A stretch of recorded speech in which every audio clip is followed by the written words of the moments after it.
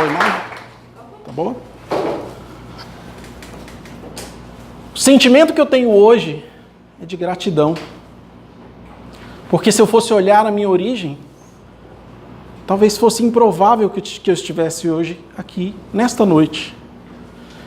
Eu venho de família, de pais simples. Meu pai é um negro, nordestino, com pouca instrução. Minha mãe é uma goiana, do interior de Goiás, também com pouca instrução. Quando eles decidiram se casar, minha mãe resolveu largar o segundo grau, para que eles constituíssem nossa família. E ali se formou o núcleo nosso familiar. O meu pai foi fazer universidade, ele se estabeleceu como um comerciante, razoavelmente bem sucedido, em Goiânia, e ele foi fazer a universidade depois dos 60 anos. A minha mãe, depois dos 40 anos. Uma origem dessa não me colocaria naturalmente numa posição de um bom orador, de um orador natural. Quem aqui nunca fracassou em algum momento fazendo um discurso em público? Senhor apresentador, caros membros, caros convidados ilustres, boa noite. Eu quero nessa noite compartilhar com vocês um pouco da minha trajetória como orador. E sim, ela começou com um grande e retumbante fracasso. Eu me lembro que era adolescente, uma professora pediu para que eu apresentasse um conteúdo. Professora de geografia, se não me engano. Eu era muito nerd, ainda sou até hoje, mas hoje em dia eu consigo disfarçar. Decorei palavra por palavra do que eu ia apresentar. Imaginei que aquela seria uma boa estratégia para apresentar ali o meu discurso. A professora chamou meu nome, Ricardo, vem apresentar sobre a União Soviética, sei lá o que era. Levantei, coração disparou, boca secou, fiquei tremendo e suando frio.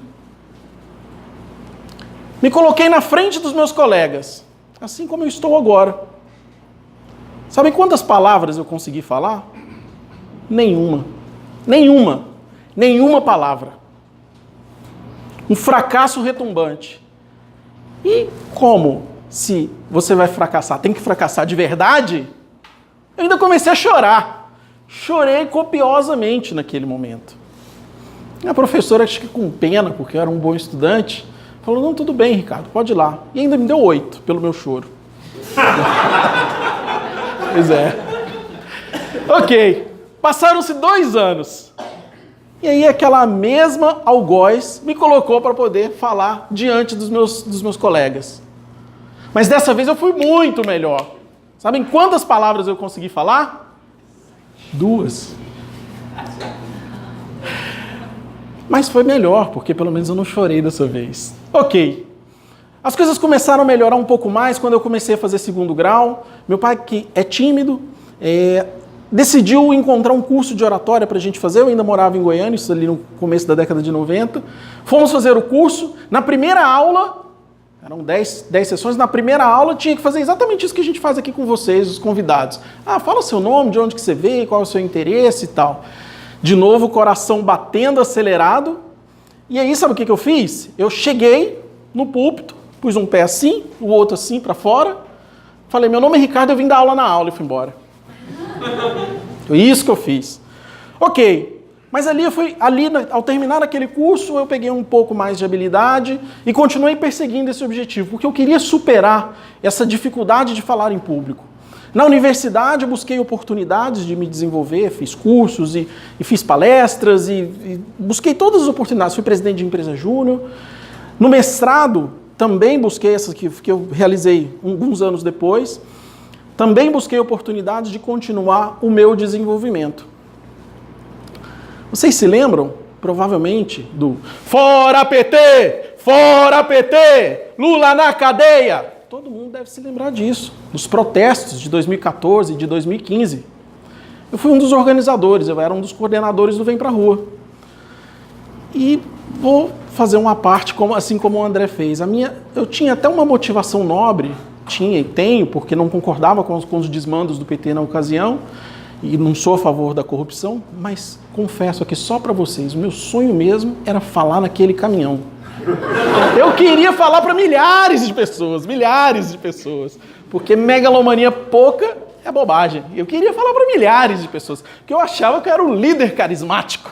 E aí fui eu, e ajudando e tal. Eu tive um chefe no começo da minha carreira que dizia o seguinte, ele falava: cuidado com o que você pede, que você pode conseguir. E aconteceu exatamente isso comigo. Eu queria tanto falar naquele caminhão que um dia a coordenadora do Rio de Janeiro do Vem Pra Rua falou: você, Ricardo, vai falar por que o Lula se perdeu na trajetória dele. Você tem 3 minutos para poder falar sobre isso no caminhão amanhã, depois do Gabeira. Eu falei: caraca, cara, como que eu vou fazer isso? Pois é, e aí a ansiedade foi a mil, e eu me lembrei daquele adolescente lá que esqueceu tudo e que não sabia o que fazer. Foi a primeira vez que eu ouvi falar do tal do storytelling. Encontrei um amigo na véspera, um amigo que é da área de marketing, e ele falou do tal do storytelling. Ok, eu dei uma lidinha ali no storytelling, preparei um discurso. No dia eu até consegui me virar, mas ali de certa forma, e eram milhares de pessoas na praia de Copacabana, estava de fato com o microfone, mas ali eu descobri que assim, como todo mundo ali meio que pensava igual, era só falar Lula na cadeia que estava tudo certo, ninguém te ouvia. Era Lula na cadeia, e foi assim que eu me safei daquela história. Ah, ok. Aqui eu posso confessar para vocês, a minha aspiração era fazer um discurso tipo o Eu Tenho um Sonho de Martin Luther King. Não foi bem isso que saiu. Mas tudo bem. Naquele momento eu percebi que ali tinha uma oportunidade para o meu desenvolvimento. Uma oportunidade na busca de um desenvolvimento altruísta. Eu tinha terminado o mestrado, e parte do mestrado tinha feito nos Estados Unidos, e ali tinha ouvido falar do Toastmasters pela primeira vez. E aí, em abril de 2017, resolvi procurar no Toastmasters. E digitei como a maioria das pessoas aqui fazem, ouviu falar, leu em algum lugar e tal, viu num blog, num vídeo, em algum lugar.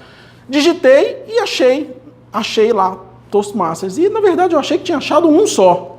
Eu achei um chamado Gringo e achei um outro Toastmaster. Eu falei: é a mesma coisa, né? Mas na verdade eu tinha achado o Sebastian e depois tinha achado o André. André me colocou numa fila de 2 meses e meio, então é normal aí, para quem tem que esperar um montão para entrar no clube, me colocou numa fila de 2 meses, me colocou numa fila de 2 meses para eu poder falar. E Sebastian foi lá, me recebeu com toda a atenção e tal. Beleza. No mês seguinte, mês de maio, entrei em abril no Rio Gringo, era um clube nascente, não era um clube, era um clube em formação, assim como é o clube do Camilo hoje, o Carioca.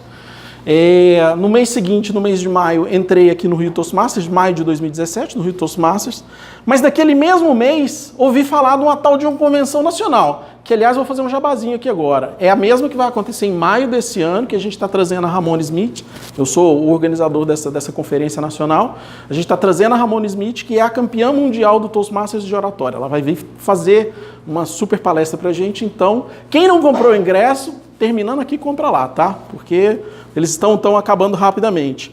Mas aí fui para essa convenção.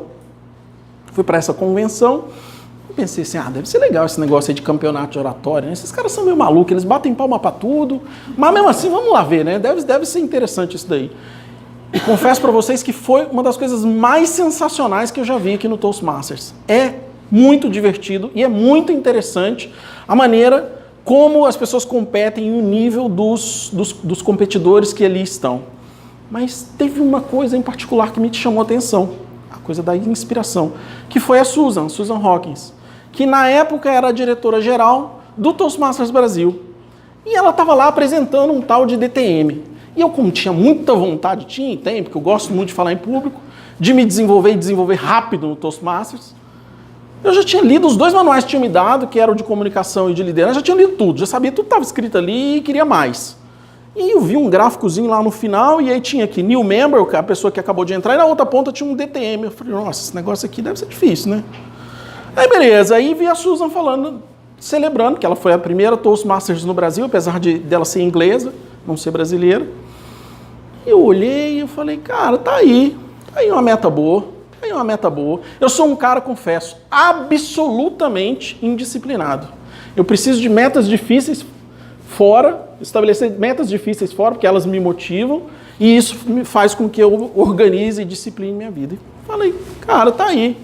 Daqui 2 anos eu vou ser igual ela, vou ser DTM. Beleza. Como que você alcança uma meta longe e grande? Fazendo pequenas metas, arrojadas e desafiadoras. Beleza. Voltei. Rio Gringo. Acho que na terceira reunião eu falei com o Sebastião. Sebastião, vem cá. Tem uns cargos aí de diretor. Eu queria ser diretor. Como que faz para ser diretor? Aí ele falou, vê aí. Eu falei, eu quero ser diretor de filiação. Aí ele ainda fez um mise-en-scène, assim, ainda fez, o Sebastião era um cara super diplomático e tal. A Amanda está aqui, Carlos, os dois tiveram a oportunidade de conhecê-lo, não me deixam mentir.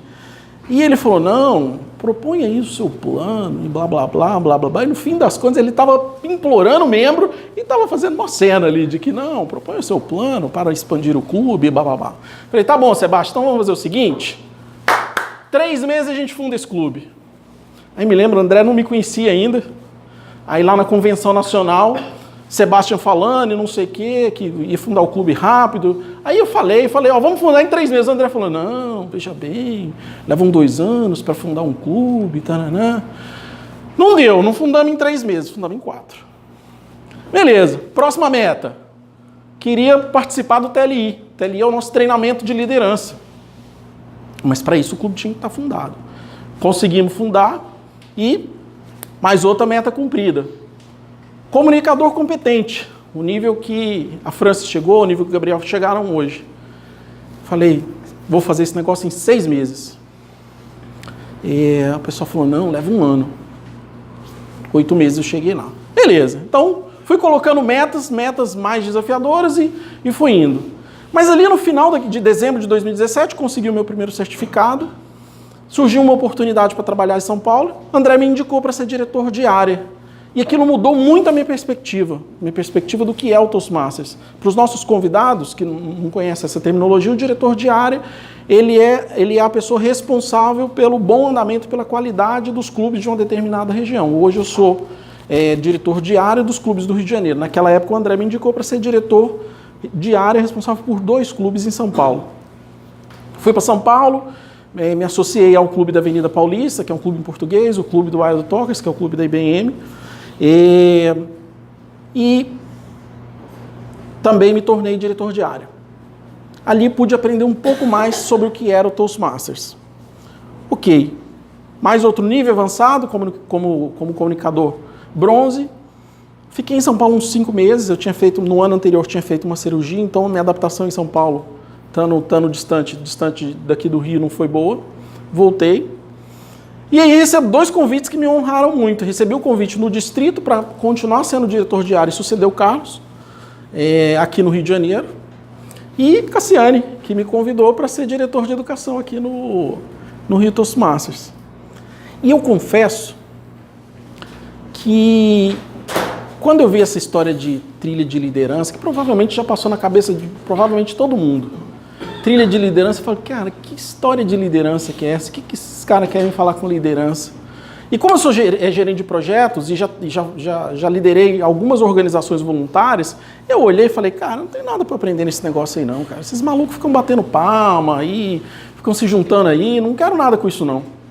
Só que à medida que eu fui trabalhando e me aproximando dos clubes, eu fui percebendo que tinha sim algo para ser desenvolvido. E que, apesar de eu já ter experiência operacional sobre como liderar equipes, a minha forma de comunicar ela era muito operacional, muito ligada às tarefas. Não era uma forma de liderança voltada aos objetivos. Assim como o André falou, uma liderança inspiradora. Falei, cara, tem aí uma oportunidade de desenvolvimento. Então, o que eu tracei como objetivo para mim na partida, na volta? 2 objetivos. Um objetivo na área, que era um objetivo de tornar o treinamento de liderança mais interessante, porque o treinamento de liderança nem sempre que é fornecido para os clubes, nem sempre é percebido como algo que necessariamente agrega.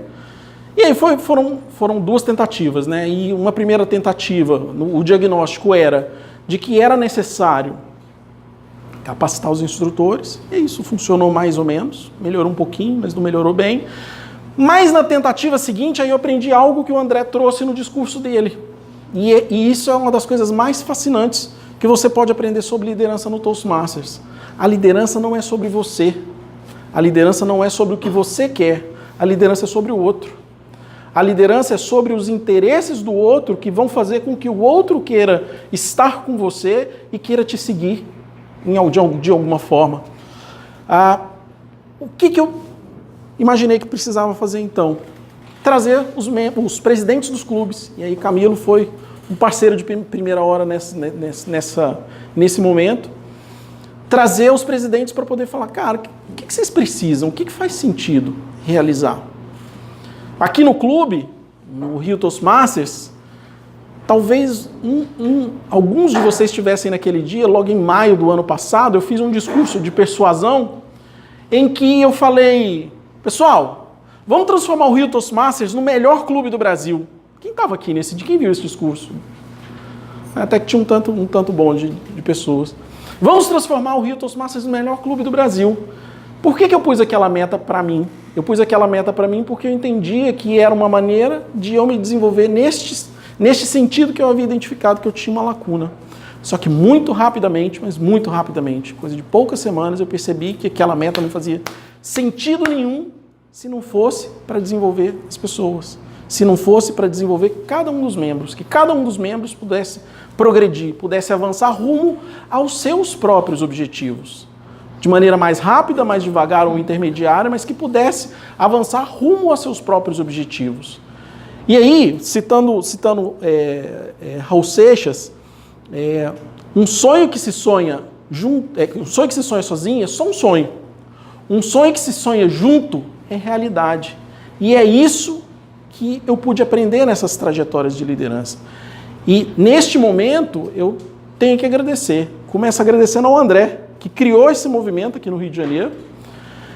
Agradeço a Cassiane, que me deu a oportunidade de ser diretor de educação no clube e me deu a oportunidade de fazer essas maluquices e até me deu espaço para poder realizar isso.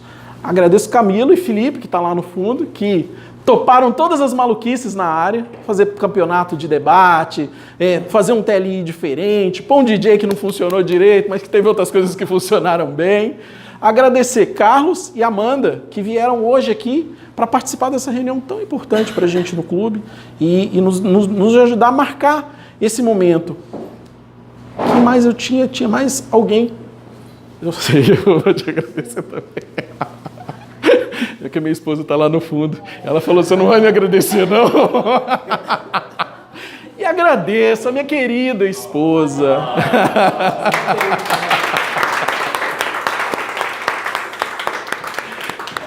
Não vai agradecer a sua filha que deixa você ir embora? Não, mas é que eu não cheguei lá, cara. A lista de agradecimento é enorme. E agradeço a maior preciosidade da minha vida, que é a minha filha, Ana Vitória, que está lá no fundo.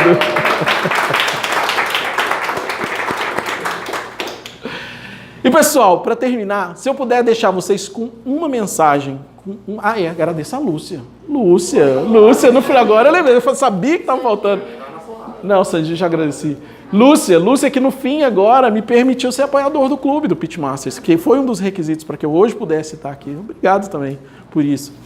E se eu puder encerrar com uma única mensagem, que eu poderia dizer para vocês é que no Toastmasters todos os sonhos são possíveis, independente do tamanho. Que seja o sonho que você definir para você aqui, todos eles são possíveis. Talvez agora você esteja aí pensando, fácil pro Ricardo falar isso, né? Vim com essa ladainha aí, porque, ele já tem mais facilidade para falar em público, e aí vem com esse papinho aí de que todos os sonhos são possíveis. E para quem pensou isso, eu quero ler uma parte que eu acho muito relevante de um discurso chamado O Homem na Arena. Não é o crítico que importa, tampouco quem aponta o grande homem que tropeça, ou quem se gaba de poder fazer melhor. O crédito pertence ao homem que está dentro da arena da vida, cujo rosto está manchado de sangue, de lágrimas e de suor. Aquele que luta bravamente, aquele que chega quase lá, repetidas vezes. Porque não há esforço sem erros ou falhas. Mas quem realmente se esforça para fazer a coisa certa, que conhece o entusiasmo, as grandes paixões, que se entrega a uma causa nobre e digna, que na melhor das hipóteses conhece no final o triunfo da grande conquista, e que na pior das hipóteses, se fracassar, ao menos fracassa ousando grandemente. Theodore Roosevelt. Senhor apresentador.